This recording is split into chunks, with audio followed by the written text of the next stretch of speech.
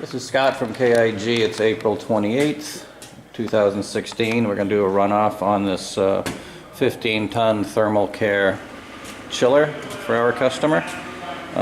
This unit, 15 horsepower compressor, serial number 726000101004. It's a 460 volt 3-phase unit. We've got the full manual here. Nice running unit. We've been running it for a week or so. Let's open up the door here. In this case here, because we have the coils, which are on both sides, the dual fan unit above the lower half of the section, you can run this unit without the side covers on, or the doors open, I should say. You got a 15 horsepower scroll compressor in here. Your hot gas bypass valve. I'll come back to that in a little bit. We're going to start chilling right now. To do that, we're going to turn our main disconnect for power on. Now, when I turn that on, for us, we have our test tank here tied into this. This unit has 3 pumps, and we're only going to run the one today. And we have about approximately 200 gallons of some of our test fluid in here, maybe about 30% glycol or so. In this case here, the tank is heated up to 60 degrees Fahrenheit. This chiller, the set point, goes up to 65. It can actually go much lower, but if you're not running glycol, if you're not running glycol straight water, you really shouldn't go below 48F. For this test here, we're just going to pull down the test tank fluid to about 45 Fahrenheit. Our customer in Montana, in this case, I believe they're going to be running the set point probably in that 55 to 65F range. The door does close, but we just happen to have the power cable or the pump power we're cheating off of here. So you simply go and you press the power button. All the lights come on for a second. And then what we're going to do is press start. Okay. And when that happens, it just tells you that the pump is on. And we're going to bring our set point down. So we started chilling and the fans come on right away. Now because I'm going to bring it down to 45, you're going to get this little light here that says we're over set point and high water temp. And now we got some fluid going in there. The tank was at 60, so you can see we're two process temperatures already at 56. In this case here, the temperature probe on this unit, this design is actually on the outlet. So we have our flow from our pumps coming from process, running about 30F here, and then coming out the process here. I'm sorry, not 30F, 30 PSI pump pressure.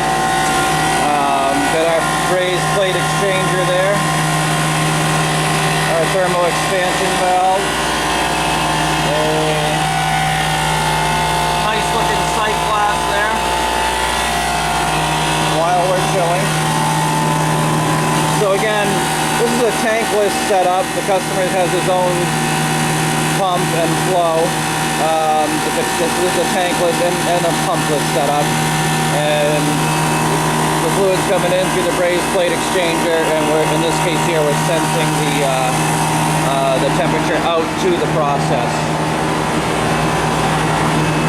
So right now, and it's going to take a bit. I mean, this is a healthy amount of fluid.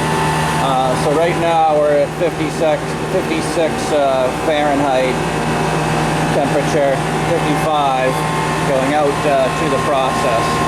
On a chiller like this with that type of brazed plate exchanger, you probably have a delta T, maybe, I don't know, maybe 9 or 6F. So your incoming fluid right now is probably about 40, probably about 50 or so.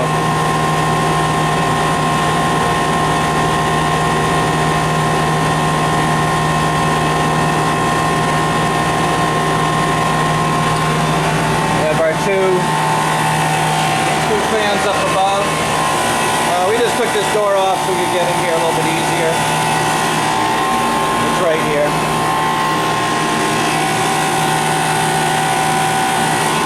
Obviously, when we got all the doors shut, it's a lot quieter.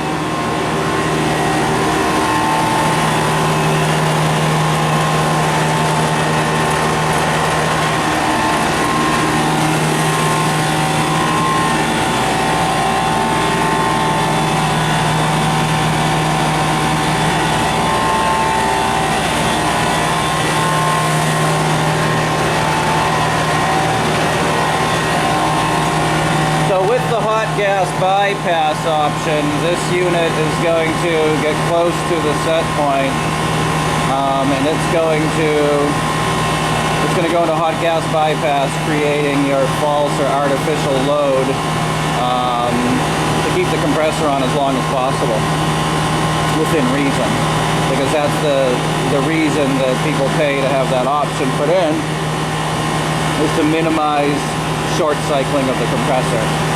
Now, in a real world, hopefully there'll be, 5 to 15 tons of load on the unit, and you won't have to go into the hot gas.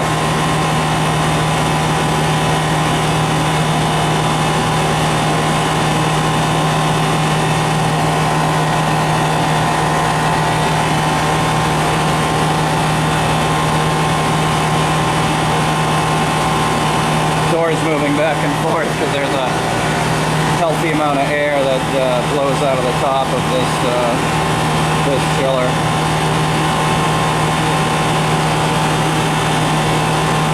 So again, with the 200 plus gallons of fluid, it's going to take a little bit to get that tank down. We're going to come back to video number 2 once we're in hot gas mode.